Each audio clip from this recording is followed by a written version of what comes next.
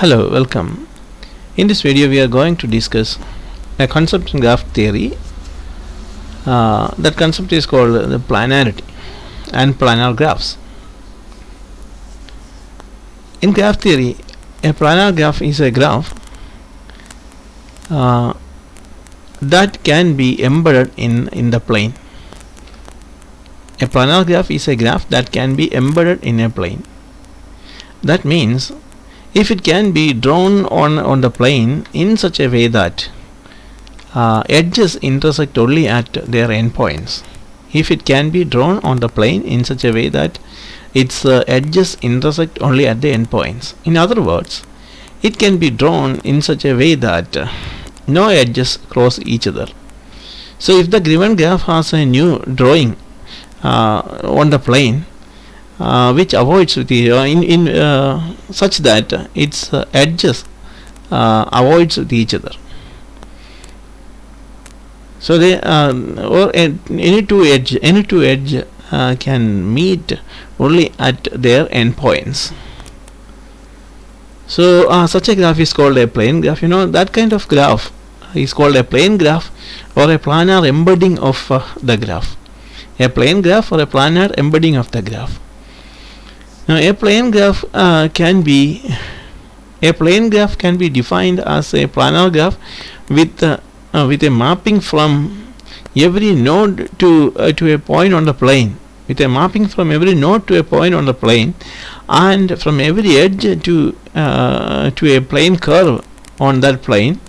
Every edge to there must exist a mapping from every edge to a plane curve on the plane, such that the extreme points of each curve. The extreme points of each curve are the points mapped from its end vertices.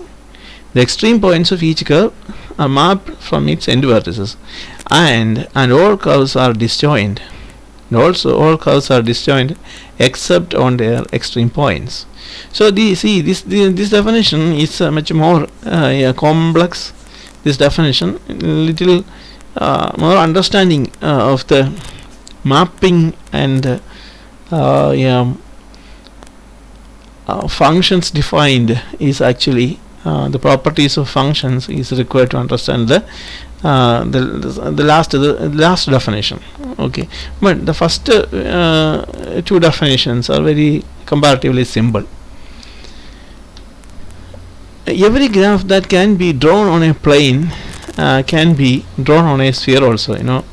Every graph that can be drawn on a plane can be drawn on a sphere, and vice versa. And the reverse also is correct. If a graph can be drawn on a sphere, that can be drawn on a graph on a plane. Okay. And this is the stereographic projection will help us. You understand this concept using the stereographic projection. See, this is the stereographic projection.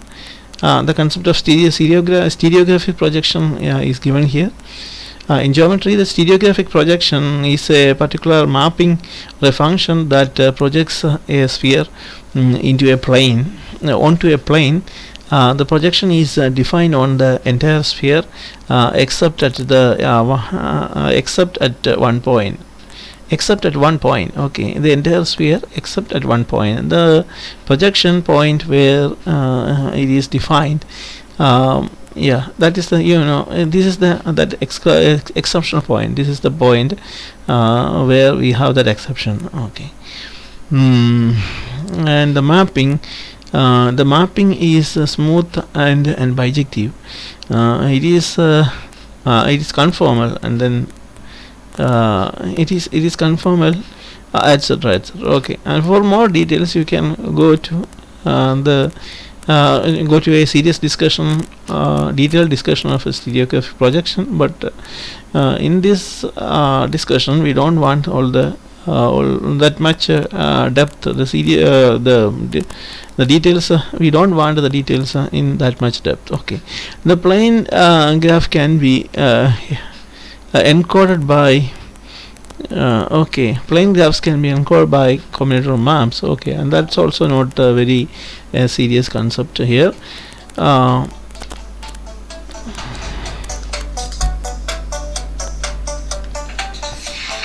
Okay, this is now you can see here here some examples of plane graphs and non-planar graphs, or planar graphs and non-planar graphs.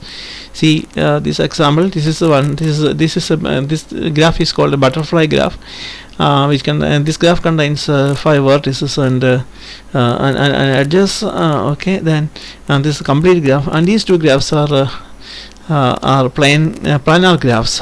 It's because none of the edges intersect, or the edges that intersect only at its end vertices, okay, at its end points. But in this graph, in this case, in the case of this graph, that is K5, the graph is K5, and this graph we can see the intersection of edges at some other point, which are not the end vertices of the which are not the vertices of the graph. Here you can see these two edges, the two edges intersect. Here the two edges intersect. So there are many points where two edges of the graph intersect. But but you can redraw the graph. The edges of the graph can be redrawn so that some of the intersections can be avoided. By that you can avoid some of the intersections, but in the case of some graphs, this avoiding it is not possible to avoid. You cannot avoid the intersection. You cannot avoid the intersection of the edges completely. Such graphs are called non-planar graphs.